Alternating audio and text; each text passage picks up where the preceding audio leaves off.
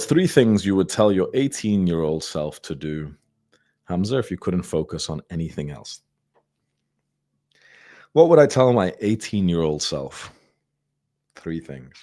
It's a very hard question because you can butterfly effect your way into ruining things, right? If I go back and tell myself, like, oh, study harder, for example, I might have gotten slightly better grades, which meant that I got a slightly better job, which meant I was slightly less dissatisfied with my job and my financial life, which meant that I'd have less reason to become an entrepreneur.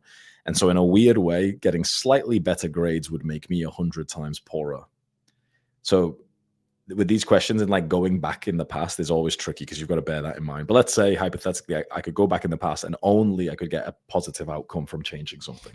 If that's the case, because if I could go back in the past and change something, I wouldn't change anything, by the way, because I'm very happy with how my life is. I wouldn't want to risk going back in the past, changing something like, go study harder, be more disciplined, maybe don't fuck girls, for example. And then imagine I'm like a fucking loser now because I use that for my confidence, for my stories and YouTube and everything. So I wouldn't change anything because of the risk that I could make things worse. But if I had the guarantee that nothing could be worse and only I'd get like a sort of positive, then what would I tell my 18-year-old self? I'd tell him, honestly, exactly what I've just been doing recently. I'd tell him to meditate every single morning, get up to 20 minutes and stay there. I'd tell him to understand that the highest return on investments in terms of anything you can improve on in life so far that I've found is understanding and improving your inner mind.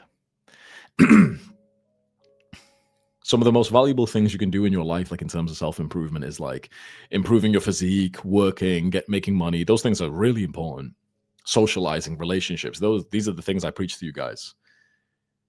But every 1 hour you spend improving your mind is worth 100 hours you spend improving your business, your physique, your relationships. Maybe 1,000.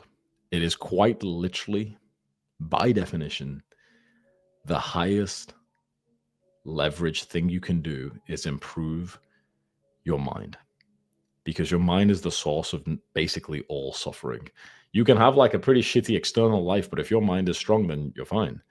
If a lot of people, though, have made great progress in life, they've got pretty decent lives, that, they're fairly attractive people, they're confident people, whatever, and their mind is just the cause of their suffering. They're just constantly thinking negative. They're never present.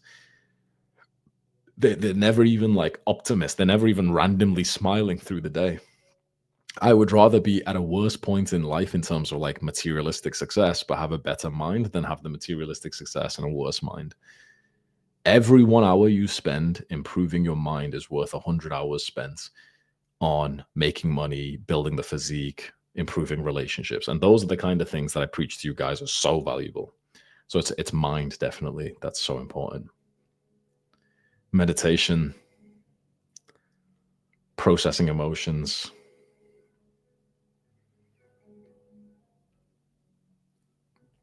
thinking of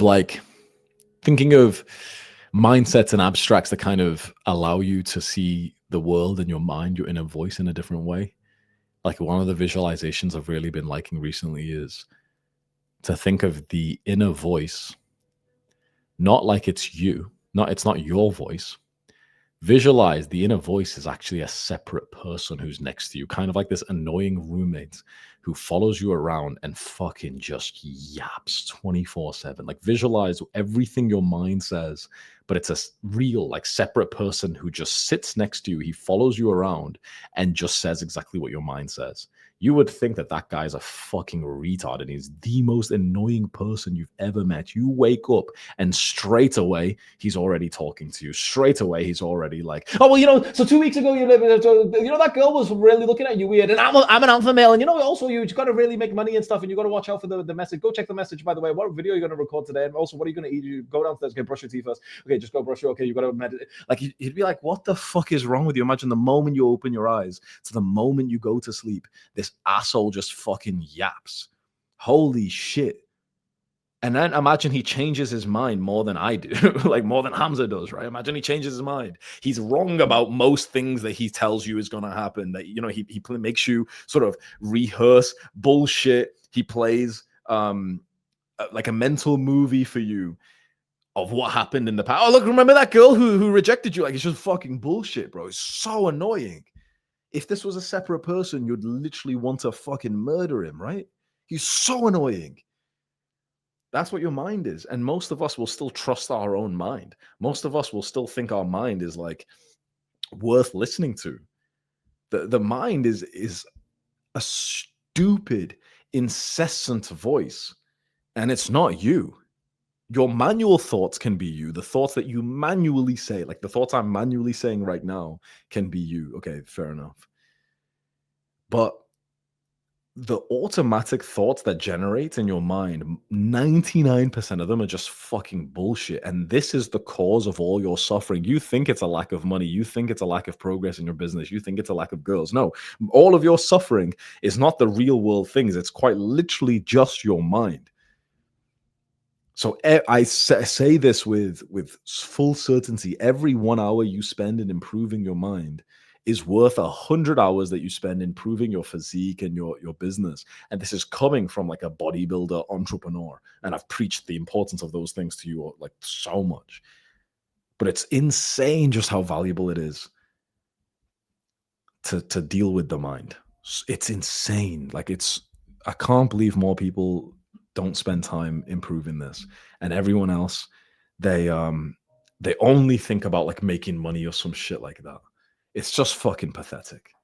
But there's so many more important things that will change your life more. So do both. Improve your mind. Meditate, journal. Do these kinds of visualizations where you see your mind as a separate person. Reminders to detach away from the voice.